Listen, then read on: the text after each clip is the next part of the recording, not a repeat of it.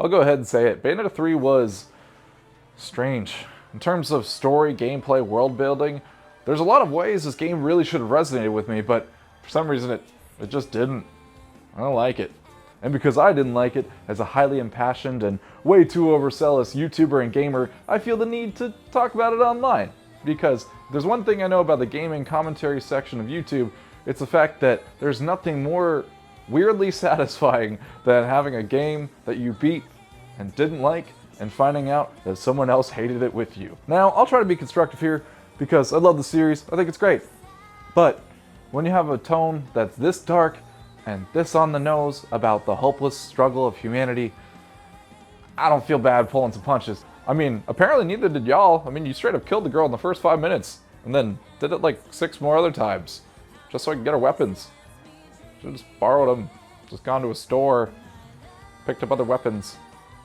You have to kill her several times. I mean, like, dang. So, with that in mind, I'm no writer here, but I do know when something feels a little weaker than the sum of its parts. And I feel like a lot of the tone and stuff is very inconsistent. So, screw it. Let's rant. Okay. Dang. Do I sound snobby enough? Okay, I've already talked about it before, but the tone in this game is taking itself way too seriously. Like, I get it, the stakes are higher, but the stakes have always been high. Like, in the first 2 games, it was like the structure of the world, but now it's a lot of worlds, so great. We'll take out the personality aspect and replace it with a Call of Duty NPC, but now she's got glasses. So, if there's one thing that the first 2 games got right, was the fact that it was just a joyride from start to finish. I mean, the stakes, everything was insane, and Bayonetta was just like, yeah, what's up, every time. But she was in love with the carnage. It was fun, it was crazy, it was ridiculous, and it was fun to play. In the second game, my favorite scene next to hunting a fighter jet was when you're doing the sexy dance in hell, and out of context, it's weird and strange, but in context, it's just hilarious. Just to recap where we are in the story at this point, your friend's soul got ripped out of her body by a demon that you're supposed to control, and so you have to go to literal hell to save her soul.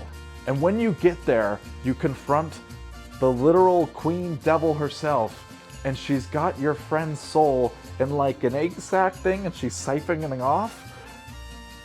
And your first move is to moon the literal devil. How little of a damn do you get? I mean, I guess the power play. I mean, the next time I start a fight in a bar, I'll be sure that'll be my first move. Please don't fight, guys. Don't do those things. This game just did not give a damn, and I loved it. It feels like a different character all of a sudden. She's maintaining her sultry librarian accent, but she's talking about like battle plans and stuff. I mean, imagine how unfitting and how weird it would be to have like a conversation with your spouse or friend and you're talking about some deep psychological stuff and you're over here just giving this sultry accent. It would just be rude and a mockery of what's happening.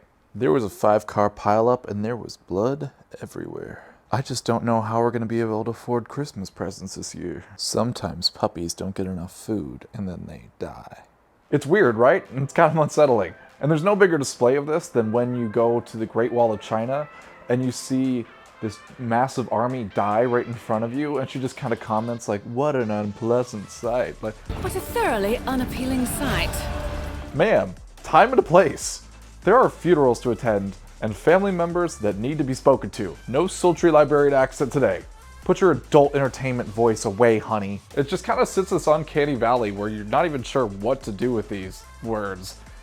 And then there's times in the game where she's just not talking at all. And the thing is, like, and there's a lot of times where you feel like she's gonna give a quip or kind of acknowledge the stakes and kind of give that fun-loving accent or that fun-loving attitude that she had before, and she just doesn't say anything. She just kind of sternly saunters around like an upset Balenciaga model. And you have this girl that was like a playful stripper in the first 2 games, and now she's still taking her clothes off, but she's really like not happy about it. It's like if you're in a situation where you have 2 people with mutual consent and spoken for physical attraction for each other, and one says to the other, hey, come and get me, and then starts taking off their clothes, that'd be an invitation to have fun. But if in the same two people, in the same circumstances, if one just sternly starts taking off their clothes without saying anything, it's weird and borders on sexual harassment. It's just sexual harassment. Put your clothes back on. I'm not doing this. I have homework to finish. And even when it's in the darker situations, and you have a situation where you shoot your mom in the chest, you don't acknowledge it. You just do it. Like, man, it's okay to be sad. Go see a therapist. And moving very far on to the actual ending, the more and more I think about the kiss at the end, the more uncomfortable and unsettling it is. In the first game, the attraction felt one-sided at best, and it almost felt like Bayonetta was treating Luca as like this physical plaything. But now that she's like full-blown in love, it feels weird. And if you're gonna go the route where your character falls in love with someone, like, put some evidence of it before. It feels like the writers dropped the ball when it's like, oh, I guess they're in love now. It just means you didn't put in the proper work to set up this new change. But even with that, the age differences was somewhat normal. In the first game, the Bayonetta that we're dealing with in 3 is a toddler, and Luke is a 30-year-old man.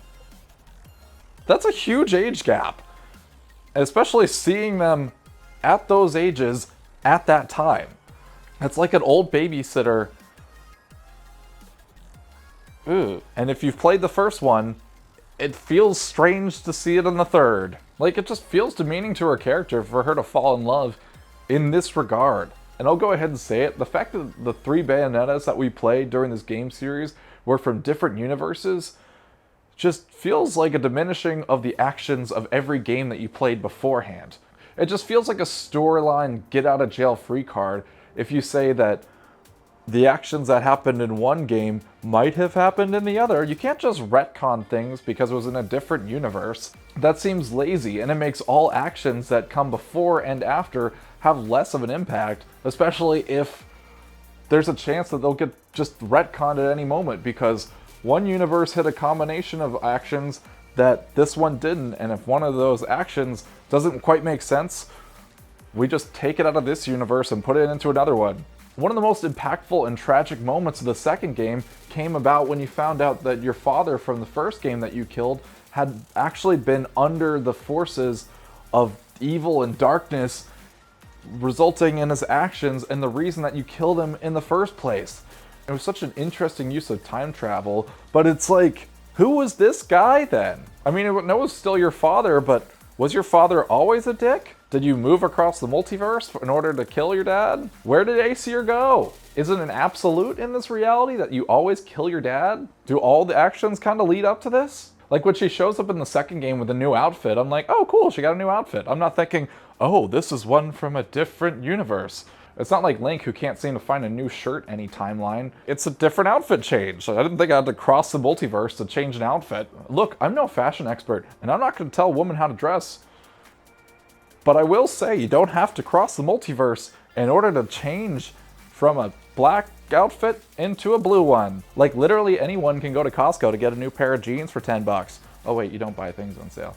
I do, I'm poor as fuck. What? It's okay, you don't have to wear the same outfit for the entirety of existence. I've said it before and I'll say it again. I really don't like the fact that you have to do a different boss battle with this different game style right after you did the boss battle in the old-fashioned Bayonetta way. I don't want to play all these different games with a Bayonetta skin. I just want to do your combat. I don't want to open a door with a train, and I don't want to fly your bird to move windmills or blow bubbles. No one thinks that's fun. I just want to fight shit and take off my clothes and punch God in the face. You just grabbed the hat mechanic from Mario Odyssey and threw it on a rated M game. It works in Mario Odyssey because the different gameplay is the game. Whereas Bayonetta, you have the best gameplay and fights on the planet. Bayonetta is a series where I don't give a damn how linear it is. Each fight is ridiculous and insane and fun. And that's the whole game. And that's okay, because it's amazing. I replay the levels to get better at my combo game. I don't replay them so I could blow bubbles. This is one of the series where I'm like, just do what you're best at. And the fact that we're trying all these different gameplay mechanics and none of them feel unpolished feels like a complete lack of creative discipline. You're getting pulled in all these directions, and the result is that the graphics feel unpolished, the fighting feels hard to control with the camera being out of place, all the gameplay stuff that you throw in just isn't as fun. And the bad writing is on no bigger display than for the fact that Rodan and Loki are nowhere to be seen. You have two characters that are so insanely OP in a universe where a girl just threw a satellite by doing a GHD sit-up, and these guys blow her out of the water. I mean, the universe that he's in ended and destroyed and corrupted, and he just didn't do anything? And with all the universes ending around him, it's kind of like, what are you doing? I know he doesn't really interfere with Bayonetta and what's kind of going on. I can't imagine a Rodan losing to Sigurd in any timeline. Rodan in the intro just kind of punches an Everest-sized whale and stops it completely in his track. It's like, yep, that's all I'm doing in this game, besides my shop. But the thing is that the universe and all the universes are dying and being destroyed. I can't imagine that Rodan died in any of those things, unless he's just that lazy. I mean, my hope is that all the Rodans just kind of like are hanging out in one universe and they're all just smoking cigars and just chilling. It's like there's like just a bartending game dedicated to them only. I mean, I'd play that game. Beautiful.